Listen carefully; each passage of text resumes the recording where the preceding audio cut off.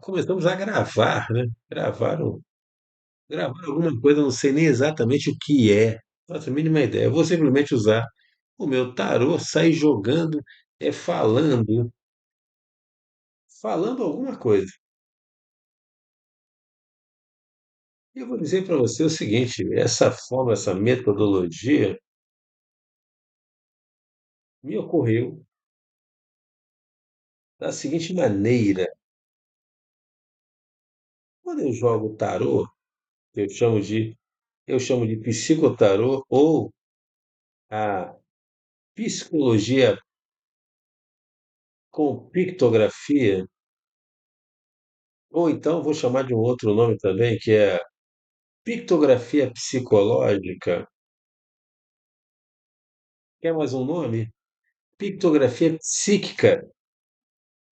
Então eu apresento a vocês, em primeira mão, a pictografia psíquica, que é o poder das imagens nos evocarem coisas que existem em nossa mente.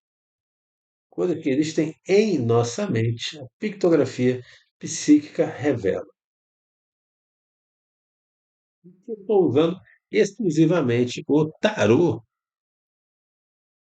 porque é um exemplo enorme de pictografia. Representa tudo. Não vou dar aula aqui de tarô, não vou dar aula de tarô. Até porque eu não sou tarólogo, um tarólogo convencional. Eu pratico o psicotarô. É diferente, né? Um pouco diferente. Então, estamos aqui, aguardando, descortinando, investigando, investigando realmente o que existem nas minhas camadas neuronais. Porque cada carta de tarô como esta aqui, por exemplo, representa algo que está no meu neurônio. Ok. E onde esse descortinar vai me levar? Aonde ele vai? Eu não sei, pode ser que ele não me leve a lugar algum, mas sempre me leva a algum lugar. Às vezes até uma sensação de relaxamento, porque quando nós estamos praticando o psicotarot, que é um nome afetuoso que eu dou a esta modalidade, criada desde o ano passado por um psicólogo chamado Otelo Silveira do Nascimento Júnior. Este que vos fala, criou a modalidade do psicotarô.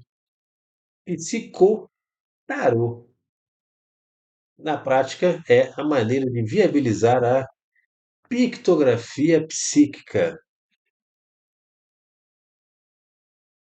Ficou parecido com algo assim de telepático, não tem nada a ver. Ou a pictografia psicológica, um nome ótimo também.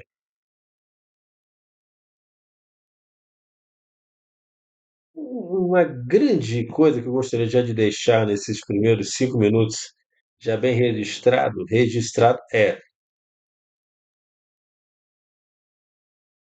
simplesmente, vou ter que dar uma pausa que a vida invadiu a minha vida agora. Uma pequena pausa, só um minuto. Voltando, porque o meu amor ligou, então, para tudo. Prioridades, e tem aquele conceito velho, o conceito mais antigo que é a vida invade. Mas aí vocês me pararam para pensar, vocês me fizeram pensar alguma coisa. Será que é a gente que invadiu esta vida, este plano, quando nós nascemos? Tudo bem, se a gente invadiu, foi uma vez só, porque depois, meu irmão, a vida que invade nos dá notícias novas o tempo inteiro. Infelizmente, temos notícias de tsunamis, terremotos, manifestações violentas da natureza, tanto aqui no Brasil quanto no exterior. Muito triste a situação de um lugar, eu não sei exatamente onde é, mas tem mais de 10.000 desaparecidos. por questões aí de tsunami, de afogamentos, de maremoto, de inundação, rompimento de barragem. Foi exatamente isso.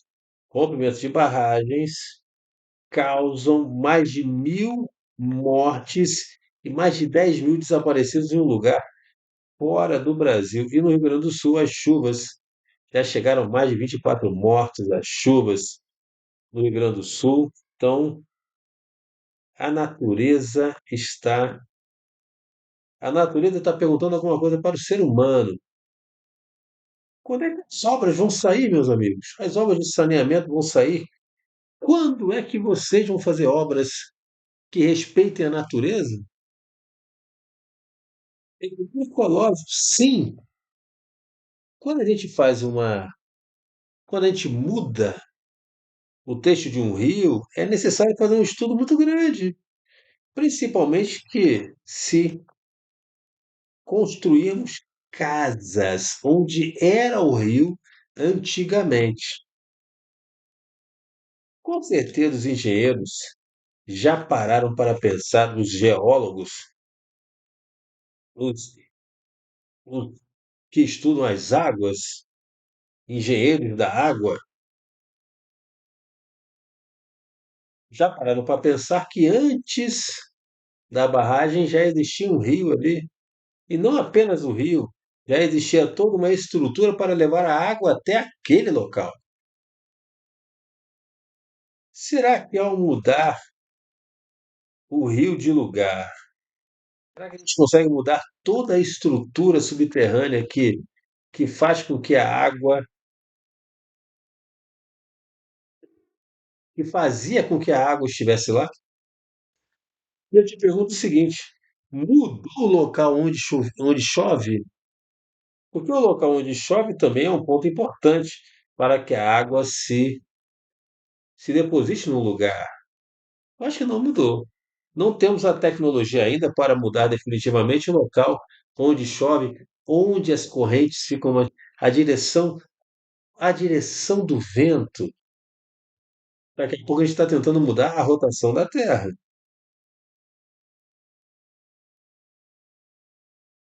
Eu fico pensando, fico me debatendo aqui, quando colocamos várias barragens e, e logo depois, então, assentamos pessoas, colocamos pessoas, seres humanos, almas neste local, fazendo ou confiando em obras de canalização ou contenção de alguma força da natureza. Será que essa contenção vai segurar durante quanto tempo?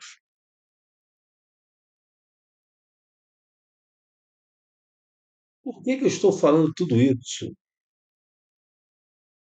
Sendo um psicólogo e não um geólogo, porque quando eu penso na natureza, eu penso também no ser humano. Será que nós estamos colocando barragens na nossa emoção?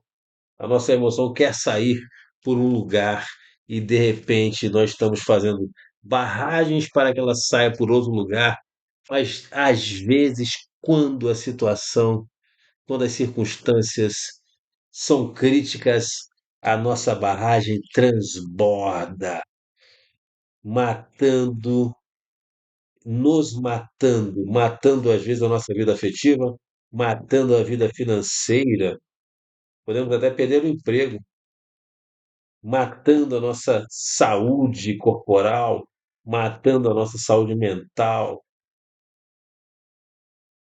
ou às vezes essa barragem. Vamos falar desta barragem. Esta barragem é química? Estamos falando de remédios contra ansiedade e depressão para controle do humor. O humor se controla? Existe uma barragem para impedir que a pessoa fique triste demais, ou animada demais, ou excitada demais? Por isso que eu venho jogando aqui o meu tarô. Porque quando eu jogo o meu tarô, quando eu faço o meu psicotarô, eu descarregue tristezas ao longo da minha vida. Muitas, muitas delas. Muitas delas indizíveis. E o que eu falei no primeiro bloco? Primeiro bloco, 5 minutos. Primeiro bloco é de 10 minutos, né? Vamos dizer que esse vídeo tenha 30 minutos. 30 minutos são um pouquinho mais, e talvez um pouquinho mais, não sei. Vai depender dos temas, mas começamos com equilíbrio ecológico. Temos que conectar bem as coisas, cara. Equilíbrio ecológico. E a natureza já tem uma estrutura, porque quando nós invadimos esta terra, ao nascermos aqui, já existia uma estrutura natural. Esta estrutura, para ser modificada, uma estrutura que levou mais, às vezes, de 30 milhões de anos para ser feita, será que uma obra de 10, 15 anos, 20 anos vai mudar muita coisa? Algo que demorou 100 mil anos para ficar pronto?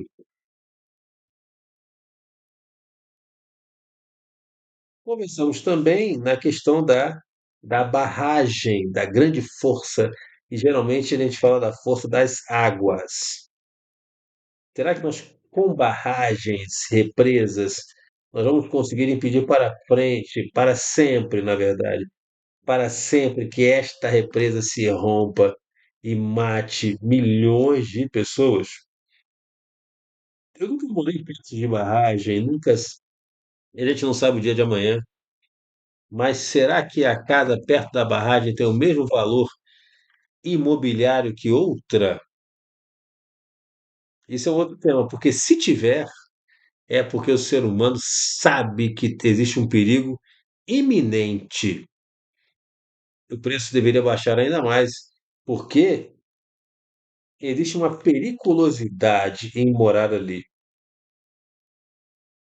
Ainda digo mais, como é que é o sono de uma pessoa que mora ao lado de uma barragem? Ah, eu moro a 30 quilômetros. 30 quilômetros para a água não é nada, não é nada. 30 quilômetros para a água não é nada. Nada, nada, nada, nada. Se ela arrasa cidades inteiras, estamos vendo no noticiário. Cidades inteiras. No Havaí houve um incêndio, arrasou uma cidade com 30 quilômetros para a natureza, para a força Não é nada, gente. Então eu me pergunto, se eu moro perto de uma usina nuclear, de uma barragem, será que eu posso ficar tranquilo? Olha, eu conheço uma pessoa que tem uma casa e andando assim, andando 5 minutos, já está com o pé na areia. E mais 5 minutos já está dentro da água, uma água gostosa, gelada na região dos lagos, uma maravilha. Dormi lá uma vez, uma única vez eu dormi ali e no meu quarto eu escutava o barulho das ondas quebrando. Que maravilha, as ondas quebrando, era muito bom. Nossa, era uma delícia. Mas hoje em dia eu ficaria pensando, olha, estou aqui ao comando do Deus das águas, porque uma distância de 15, 20 metros não é nada para uma pequena elevação. Uma pedrinha que caia lá na Groenlândia, daqui a pouco eleva o nível dos mares, e quando eu for dormir lá de uma outra vez, simplesmente aquela onda vai estar dentro do quarto. Ou seja, não pensemos nós, já nesse minuto 14, não pensemos nós que por algo ter acontecido no exterior, que nós aqui no Brasil não estamos livres. Não pensemos isso, por favor. E aí imploro de novo às autoridades, que na prática eu imploro ao povo que acorde e cobre das pessoas que votou. Obras de saneamento urgentes.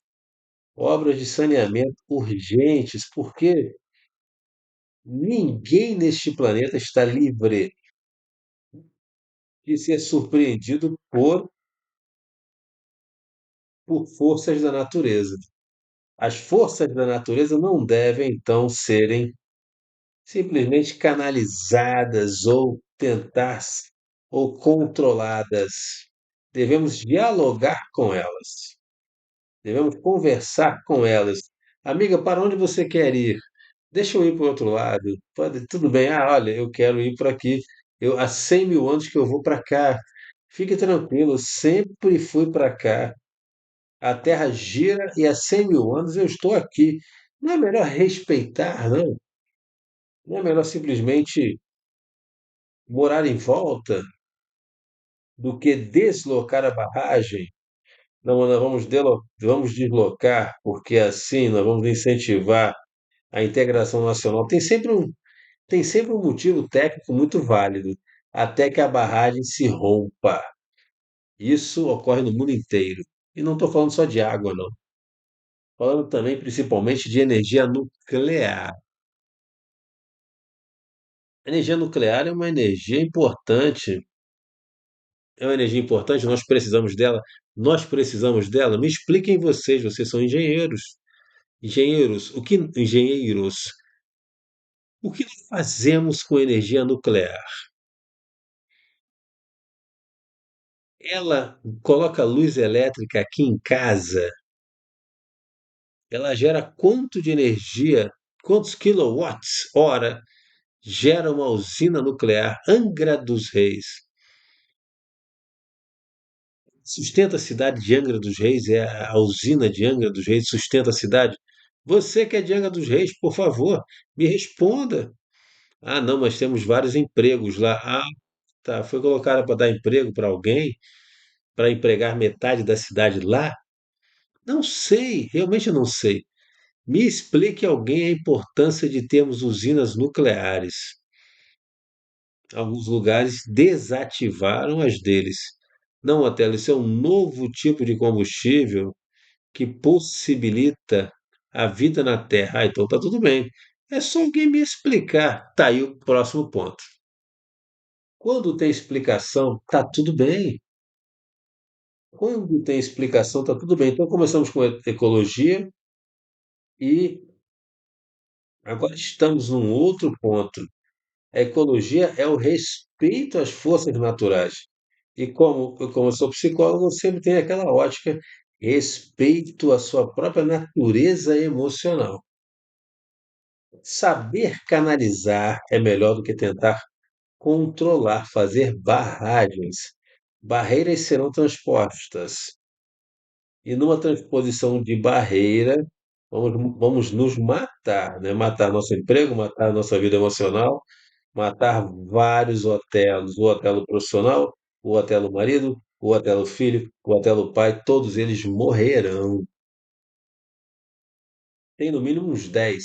O Otelo amigo e tal, dependendo aonde essa energia formal canalizada, onde ela irromper, simplesmente não haverá amigo que resista um, um colega furioso, já virou até colega. Continuando aqui no meu psicotarô, de vez em quando eu dou uma parada, mas ele me incentiva a praticar mais. Olha, Tela, continue porque o assunto é importante. O equilíbrio emocional também é equilíbrio ecológico, porque nós somos seres naturais, estamos aqui na natureza, né? Pertencemos, fazemos parte, influenciamos na ecologia. Qual o sentimento que a pessoa tem ao decidir fazer uma barragem? Será que ela não sabe? Ela não pesquisou os acidentes que aconteceram em outras? Não fez visitas técnicas? Pode até ter feito. Conversou com a população dos outros lugares?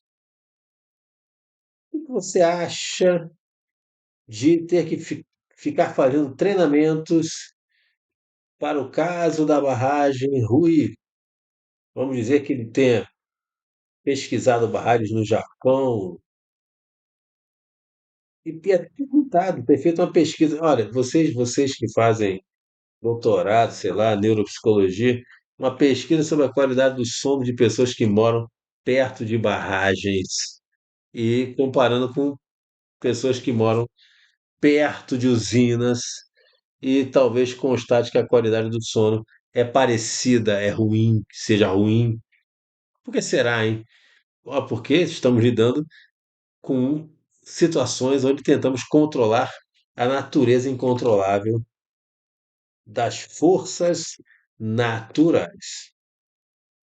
Hoje, então, o tema, essa conversa é vivegar forças naturais, porque fala do meu dia.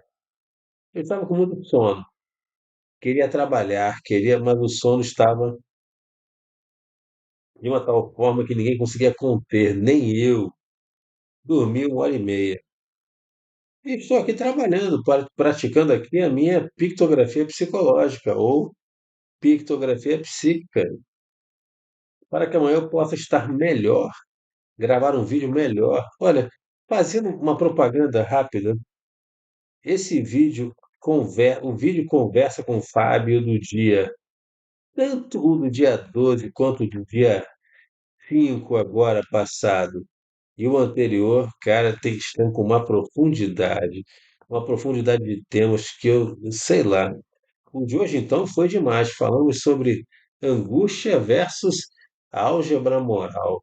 Só vendo aquele vídeo lá, que foi muito bom. E a conversa flui de uma tal maneira. Chegou no final, o vídeo começou a travar. Não dava mais para conversar. Tudo tinha sido falado, então não precisava mais falar nada. A qualidade do som não é a maravilhosa, essa é a qualidade aqui, cara. Mas a qualidade do texto é uma loucura, é muito novo. Eu nunca vi os assuntos que a gente aborda, eu nunca vi eles serem abordados desta forma em lugar algum. Nunca vi, vale a pena mesmo. Forças da natureza, a luz, a energia elétrica é uma força. A energia elétrica é uma força da natureza? Sim. Aliás, todas as forças que existem são forças da natureza, inclusive. Já repararam nisso? O magnetismo é uma força da natureza. Eu queria até assistir mais palestras de astrônomos. Eles devem ser filósofos incríveis, porque eles têm que fazer uma conjunção das forças da natureza, utilizando a física, a química, a matemática. Eu acho fantástico assim, essa multiplicidade de assuntos que um astrônomo tem que estudar. No entanto, ele só lida com forças, tantas forças materiais quanto imateriais. Peso, massa, altura de um asteroide, a sua velocidade, em contato com os campos magnéticos que existem, talvez pela galáxia toda. Isso eu acho uma coisa fantástica, acompanhado da matemática que consegue, então, perceber a presença de um planeta sem nem mesmo estar perto dele, sem nem mesmo vê-lo. Talvez algum planeta que esteja até ao alcance de qualquer luneta, qualquer robô ou nave que possamos colocar para enxergá-lo de maneira mais concretamente. Mas o cálculo matemático, ele nos leva. Então, vamos falar a palavra cálculo. Cálculo é uma palavra importante. Cálculo. Cálculo é uma palavra importante, palavra bem importante. Cálculo. Junto com a ecologia, o controle, né? Com esse controle que a gente tenta barrar as forças da natureza, e a eletricidade é uma delas. Sabe onde é que nós temos a eletricidade? Temos no cérebro. No cérebro correm impulsos elétricos diversos. É uma área de estudo muito interessante. E eu digo para você que acho que eu não poderia ter escolhido a profissão mais adequada para mim. Não tinha como eu ser engenheiro. Meu interesse pelos fatores que me condicionam é muito grande. Talvez isso seja uma doença, né? Cada um escolhe a profissão que lhes cura. Cada um escolhe a profissão que cura a si mesmo. É um conceito agora da psicologia, sim. Ah, é porque era vocação, então. Vocação é isso mesmo, é cura. Vocação é pedido de cura. Vocação é pedido de cura. Isso é muito importante. Ah, eu tenho vocação para letras, então. Lá no curso de letras, existirá alguma coisa que cura você de alguma coisa. Então, a vocação é algo kármico, é uma falta, uma instabilidade da alma, é algo kármico que é curável com uma profissão, com uma atividade onde nós vamos professar de maneira contínua até que a gente possa se estabilizar. E depois, então, seguir para outra atividade para também se estabilizar. Eu falo muito estabilizar, né? Estabilizar. Estabilizar, estabilizar é o E de equilíbrio, nos equilibrar.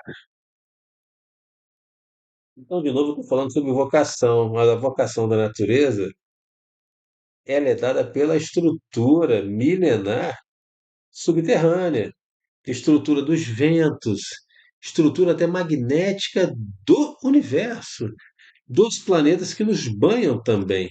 Então, por isso que eu falei do astrônomo.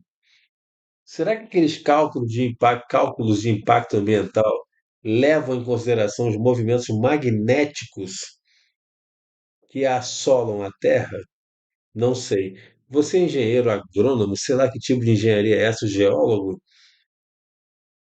engenheiro de solo, do céu, do ar, meteorologista.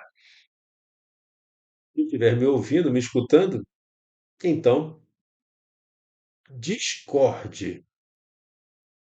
Discorde e me ensine, porque eu sou psicólogo, eu só faço conversas, né? Achismos. Mas é preciso ousar ter uma opinião sobre aquilo que nos afeta. Se nos afeta, desculpe, mas eu preciso opinar. Se eu vou andar neste carro, então eu quero saber se o carro é bom. Se eu vou morar nesta casa, saber como é que é feito o telhado. Sou eu que vou morar, sou eu que vou ocupar este lugar. A casa vai cair sobre a minha cabeça. Sobre é o que está em cima. Sob é o que está embaixo. É uma coisa sob mim. Ok. E estávamos falando na conversa com o Fábio sobre aviões não tripulados. É bom ter um avião não tripulado? Não, não, acho. Porque se eu sou um passageiro e o piloto não é uma pessoa que tem um familiar, que tem filho, que tem coisas a perder como eu, então, meu amigo, não tem confiança de andar naquele avião. É claro que talvez depois, amanhã ou depois, né, do jeito que as coisas estão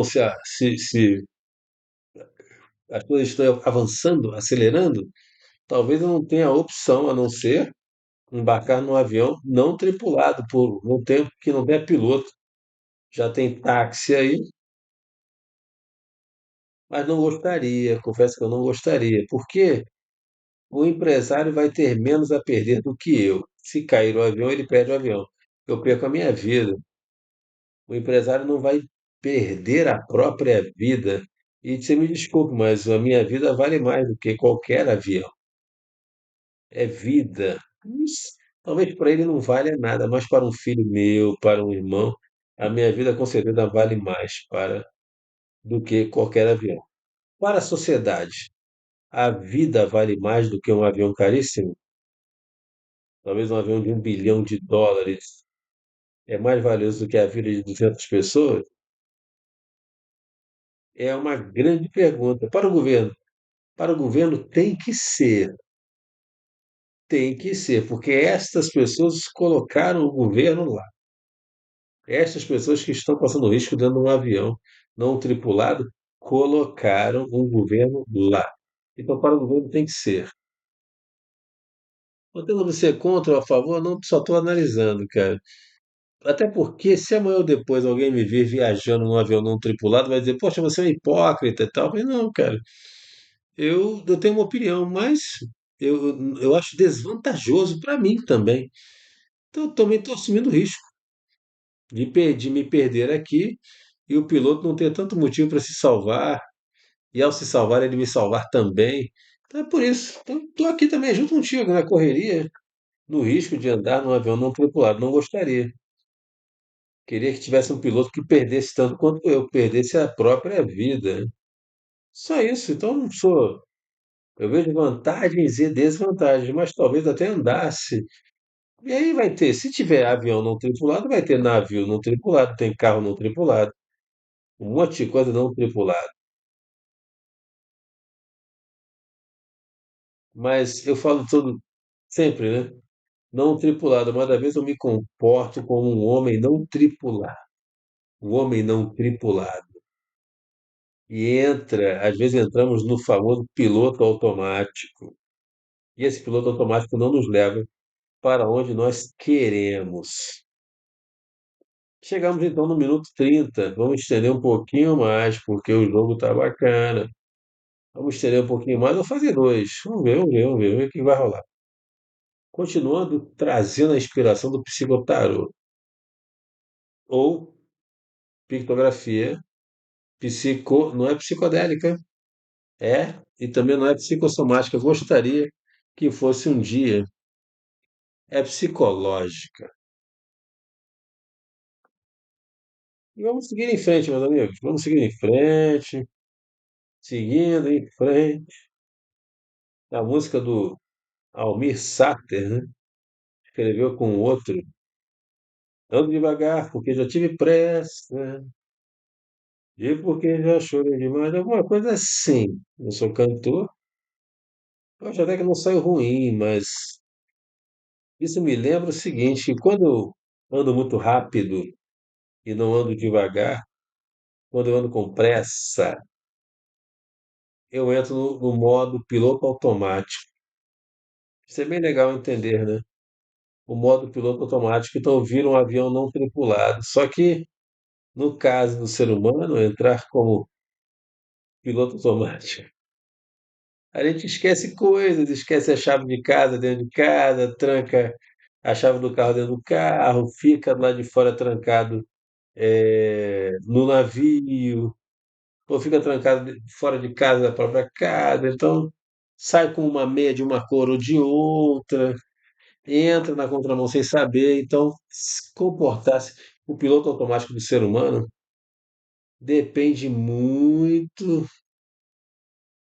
de como o utilizamos, porque eu não posso dizer que o piloto automático do ser humano é ruim, não, mas ele precisa que você ande devagar e não tenha pressa, porque assim tudo vai funcionar. A cognição, a emoção e a ação.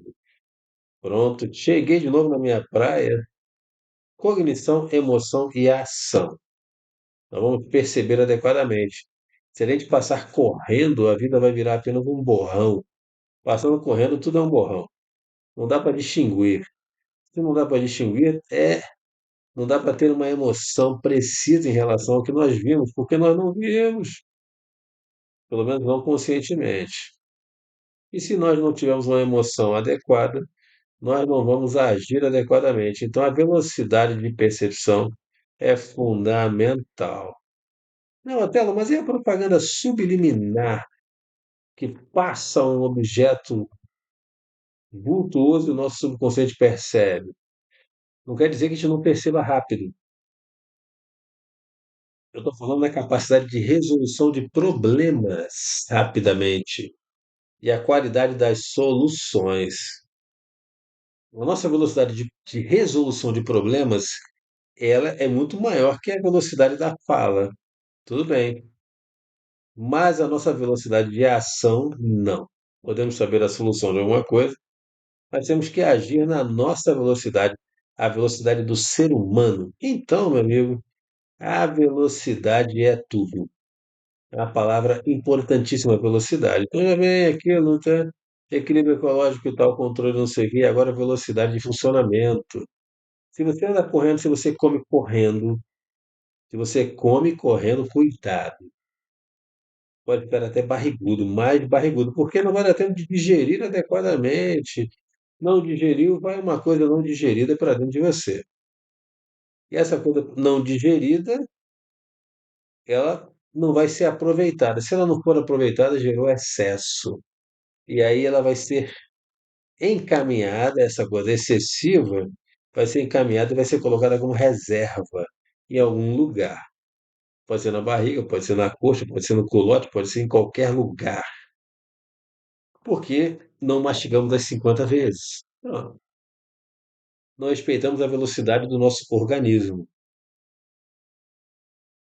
E eu tô aqui tentando fazer até uma terapia comigo mesmo, porque a minha barriga dá de um tamanho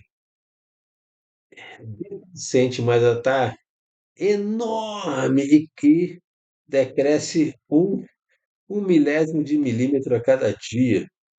Mas ainda tem barriga, bastante barriga, inclusive. Já caminhei hoje, já fiz outros treinamentos, mas é preciso falar também da velocidade de mastigação também. Aquela velha história, mastigar 50 vezes e tal, aquilo ali emagrece. Aquilo emagrece, porque nós realmente consumimos tudo, tudo, não sobrou nada, tudo foi aproveitado. Então, a velocidade de processamento é fundamental para que nós possamos equipar, não, abastecer a nossa biomassa de uma forma positiva, adequada, efetiva e funcional. Então, a maneira realmente de trabalhar com alimentação é mastigando bem, seja ele qual for, e atingir um nível de entendimento em relação a isso. Até aí, até aí minha vida não muda em quase nada. Quase nada. Tudo bem, estou ciente, ok. Tá, tudo bem, legal. Mas a partir do momento que eu converso sobre isso amanhã, chego à mesma conclusão com esse argumento ou com outros, depois de amanhã, amanhã, depois de amanhã, depois de amanhã, depois de amanhã, essa informação entra num outro reinado. Entra no reinado emocional. A partir do momento que ela entra no reinado emocional, então eu começo a mastigar um pouquinho mais. Porque entrando no reinado emocional, o reinado motor já está conquistado há muito tempo. Não basta entrarmos no reinado emocional para que nós possamos ganhar o reinado motor. O reinado motor começa a trabalhar para isso. E ganhamos o dia hoje. Hoje nós ganhamos o dia. Conversamos bastante, falamos bem, caminhamos, e tudo bem, mas eu não paguei uma conta importante hoje. Queria ter pago uma conta importante hoje, a conta do telefone. Daqui a pouco a minha internet vai ser cortada. Mas não vai não, eu vou pagar daqui a pouco. Daqui a pouco, daqui a pouco amanhã, vou fazer isso. Porque eu não vou correr, não. Não vou correr, não. Vou devagar, porque já tive pressa. Mas no final a gente acaba chorando demais. É a música, eu não sei se é seguir em frente, alguma coisa assim, mas é uma música muito bacana. Almir Sater, cara, que músico, que músico, é uma coisa muito bacana. Cantavam a vida e eles tinham uma pegada ecológica também. Era um ser humano mais integrado com os ritmos da natureza.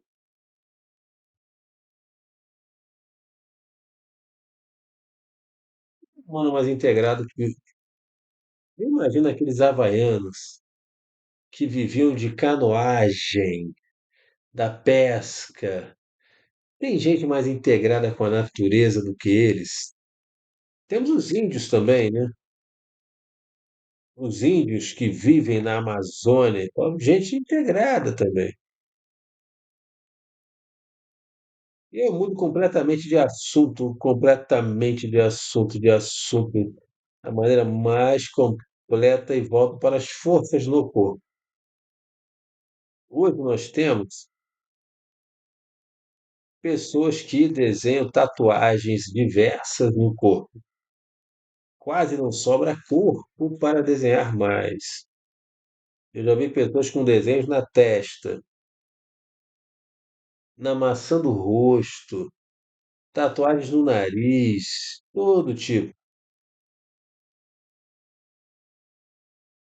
Tatuagens, elas também têm muitos temas. Mas alguns temas estão ligados na natureza. A natureza, alguns temas estão ligados a alguma força natural.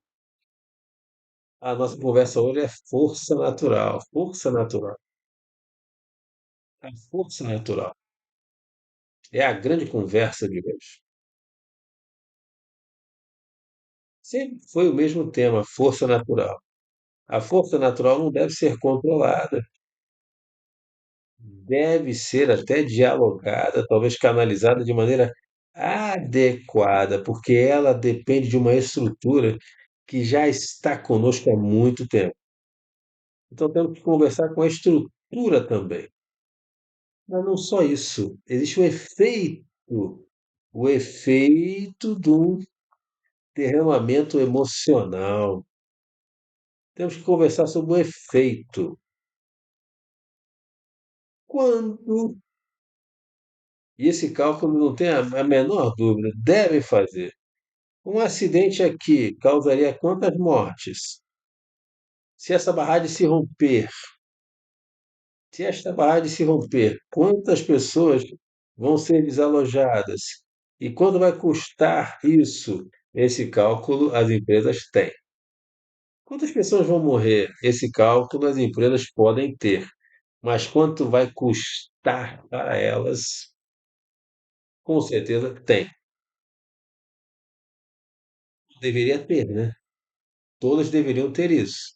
Ou deveriam ser impedidas de construir qualquer coisa, colocar um tijolo sequer, se esses cálculos não forem apresentados até na Câmara Municipal do município onde vai ser construída a barragem. E dependendo, se ela for servir o país inteiro, lá no Congresso Nacional e depois na Câmara Municipal. Ou quem sabe, primeiro na Câmara Municipal e depois no Congresso Nacional. Isso é feito? Isso é feito? Não, não é feito. Não é feito. Por quê? Hoje eu estou um pouco crítico, hein? Existem grandes associações para se construir uma barragem, uma usina, iniciativa privada. Então temos as parcerias público-privadas. O governo já sabe. O governo já sabe. O Congresso não exatamente. Será que precisa fazer um projeto de lei que seja aprovado pelo Congresso para a construção de uma barragem? Não sei. Me digam vocês. Não posso ser leviano e sair afirmando algo assim. Não posso, não. Talvez até exista e seria bem legal, né? O projeto de lei da construção de Itaipu, ou foi uma ideia maravilhosa de um governo, e se juntaram alguns empresários e construíram a usina de Itaipu. Ou veio de um grande projeto nacional, 50 anos em 5, alguma coisa assim, e o pacote usina de Itaipu já estava lá. Talvez a última alternativa me soe melhor, me soe menos agressiva ao falar. Agressiva a mim, parece intuitivamente melhor. Mas tudo isso é gerenciamento de forças. Voltando para a tatuagem, meu amigo, quem você achou que eu ia deixar a tatuagem assim? Claro, não sou contra a tatuagem, se deu mal. Não sou contra a tatuagem, nem um pouco. Nem um pouco. Cada um mostra o que é seu. Mostra o que é seu. Mas tem uma questão. Mensagens são transmitidas. Se a pessoa tatuar no peito um símbolo que diga que ela faz parte de um grupo terrorista temido no mundo inteiro, esta pessoa não, essa pessoa vai ter possibilidade de compreender se ela tiver dificuldade de arranjar emprego. Hum. Pessoas pela aparência, sim. O emprego julga sim. Isso é direito? Isso é legal? Não. Não. Porque a gente não é contratado para ser bonito ou ser feio. É contratado para executar uma função. A gente tem condições, capacidade, habilidade, atitude para realizar a função? Ótimo, então a vaga é sua. Não interessa se é bonito, se é feio, se é homem, se é mulher, se é trans, se é qualquer coisa. Se não é nada, o que interessa é a habilidade, é o chá, né? No meu tempo era chá, agora é Xaon, deve ter outras milhões de. O que interessa é a pessoa sabe fazer o serviço e faz bem feito, na hora que tem que fazer, entrega na qualidade adequada. Então, isso é que interessa. E se está tudo bem em relação a isso, ótimo. Ela simplesmente poderá, poderá exercer a função. Mas existe o relacionamento com os colegas também. O relacionamento com os colegas possibilita que esta função seja melhor ainda executada, porque existem reuniões, existem colaborações entre os colegas de trabalho. Então, a capacidade de se relacionar bem com os colegas também é avaliada. E acabou, cara, e acabou. Acabou. Acabou? Será que acabou mesmo? Cada dia que eu vou falando esses temas, gravo esses vídeos, eu descubro o quão preconceituoso, preconceituoso, existe essa palavra? Quão coeso a respeito do preconceito se pode ser. O que seria o preconceito? Sinceramente, um questionamento. Um questionamento não, é um julgamento. É um questionamento respondido de maneira ilógica. Ilógica. Será que este negro sabe fazer a função? Cara, se ele é negro, ele não sabe fazer a função. Pronto. A premissa não leva à conclusão necessariamente. De jeito nenhum.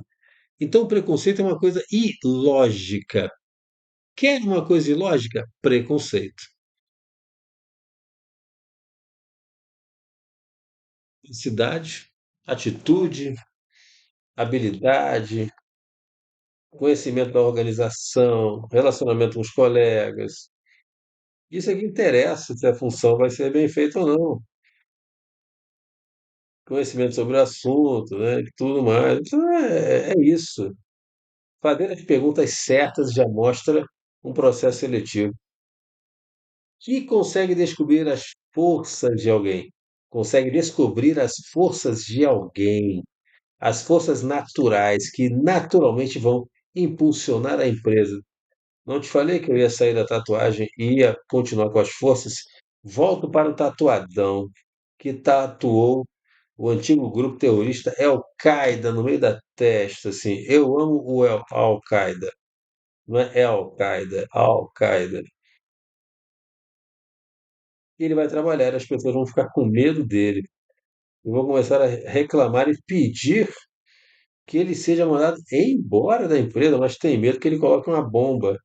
Pronto, este funcionário, esse colaborador, esse coworker, como estão se falando hoje em dia, vai ter a sua eficácia e eficiência no trabalho julgada. Simplesmente isso. Será que esse cara trabalha bem? Ou ele está aqui aguardando uma oportunidade para jogar uma bomba? O preconceito já se instalou. Como se resolve isso? Se você souber, me ajude. Não resolve, não resolve. Não resolve. E a empresa faz com ele a mesma coisa que faz com todo mundo. Acompanhe o desempenho profissional dele. O teu problema da colocação de alguma, do cometer, de cometer atos infracionais, é da segurança, é da segurança pública e precisa ser notificada pela segurança da empresa sobre algum comportamento estranho. Então, existem comportamentos estranhos. O que é um comportamento estranho dentro da empresa? Agora estamos falando sobre forças que existem dentro das pessoas que as levam a cometer até crimes. Se qualquer funcionário for visto numa área proibida para ele, já é um comportamento estranho. Olha, vou dar um exemplo. Quem não é da tesouraria não pode entrar aqui. E tem uma pessoa da tesouraria lá. Este é um comportamento estranho.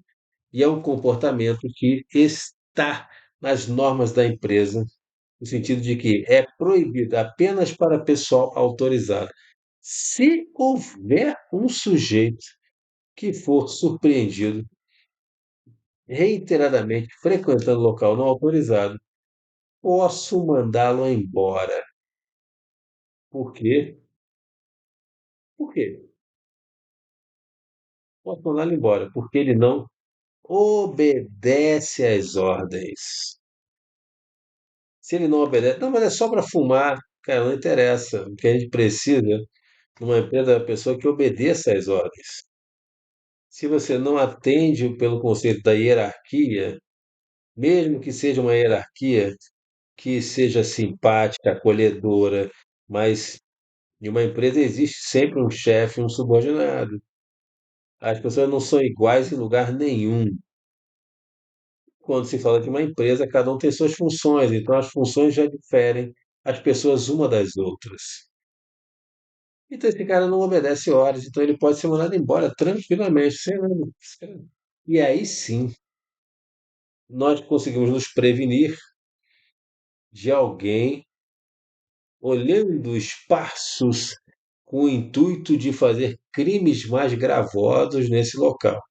Então, uma dica para donos de empresa: como manter a segurança no seu local de trabalho. Estabeleça locais onde só as pessoas que devam permanecer naquele local possam frequentá-lo. Vai estar fazendo um controle poderoso. Na verdade, um controle não. Vai ficar consciente do que passa em sua empresa, porque é conscientização e gestão, e não comando e controle, como se fala muito, né? Então, ou seja, entramos já em outro assunto. O que é melhor? Conscientização e gestão ou comando e controle? Mas, Otelo, o tema inicial foi sobre as forças, cara. Exatamente. Eu vou dizer para você o seguinte: tudo tem que ser ecológico, até a própria empresa. A própria empresa tem que respeitar as forças que lhe habitam. Cada funcionário veio de uma criação, de uma família, tem um conjunto de habilidades, um conjunto de forças que devem ser somadas em prol do objetivo maior. Estas forças devem ser conhecidas e temos que conversar com elas dentro da nossa empresa também. Mas as relações entre os funcionários devem ser relações harmônicas, ou seja, as forças pessoais de cada funcionário devem se harmonizar. Devem se harmonizar para que o todo maior seja um todo coeso.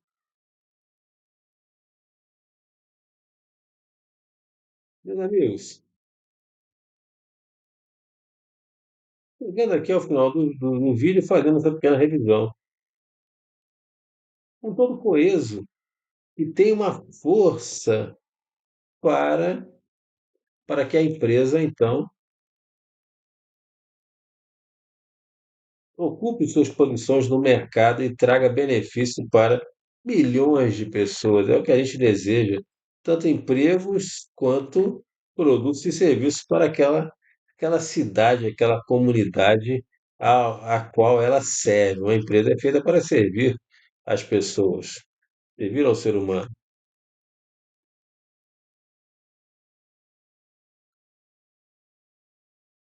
E a pessoa com aquela tatuagem, ela sabe que transmite uma mensagem, sim.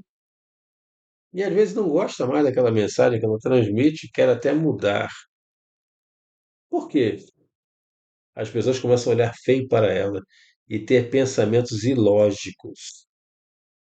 Poxa, fulano tem um sujeito aí que tem algo tatuado na testa e isso me assusta. Toda vez que ele está no trabalho, ele tem um comportamento estranho. O que é um comportamento estranho, então? É um comportamento não previsto pela empresa. Não é não é, é assim, o que é estranho para a empresa, para a instituição? Qual é o comportamento estranho? Frequentar lugares não autorizados. Digitar, digitar, ficar rindo o tempo todo enquanto digita. Isso é um comportamento estranho? Sim, é um comportamento estranho. Mas sobre isso, vamos conversar no próximo vídeo. Porque o resumo é, o trabalho de forças naturais deve ser, a gente deve se conscientizar das forças existentes ao nosso redor e fazer gestões, se não gestões no sentido de que a gente fique seguro, seguro e nossas famílias também. Então eu comecei o vídeo conversando de barragens, fiz uma pequena propaganda da conversa com o Fábio, falei muito sobre ecologia e não adianta querer controlar emoções. As emoções devem ser amadurecidas, harmonizadas com o todo da nossa vida. E falamos sobre outras coisas a respeito de tentar conter as grandes forças. Principalmente, qual a estrutura que gerou aquela grande força? Quais foram os ventos e quais foram as forças magnéticas? Existe algum planeta que a gente não vê, mas só matematicamente que é possível percebê-lo? Ou seja, falamos um pouquinho sobre a profundidade dos exames de impacto ecológico. Será que eles levaram em conta todos os fatores? Será que as empresas, ao construírem uma barragem, conversaram com os moradores dos locais, fizeram visitas técnicas, o cálculo do custo, o custo de socorrer alguém, com certeza. Ou impactos jurídicos, provavelmente devem ter pensado em alguma coisa. Porém, é preciso, agora encerrando, é preciso compreender ou apenas registrar o tema do nosso pequeno vídeo, em forma de um conselho apenas, que eu dou para mim, porque vocês sabem, né? Eu não tenho conselho nenhum para vocês, eu só tenho para mim. Estou tentando mudar a minha vida, entende? Mas se você tiver um para mim, por favor, coloque nos comentários, tá? Eu só tenho um conselho para mim, que talvez possa servir a todos. Respeitar as próprias forças, principalmente as emocionais, porque da mesma forma que o respeito às forças naturais salva a humanidade, o respeito às suas forças naturais salva você. Tudo bem? Então, hoje nós conversamos várias coisas, não vou repetir de novo. Só o refrão. Respeite as suas forças naturais, cara. Elas podem acabar com a sua vida ou te levar a uma vida muito melhor. Tá bom? O nome desse vídeo, então, Vivegar respeitando as próprias forças naturais. Tá bom? Um abraço, gente. Valeu.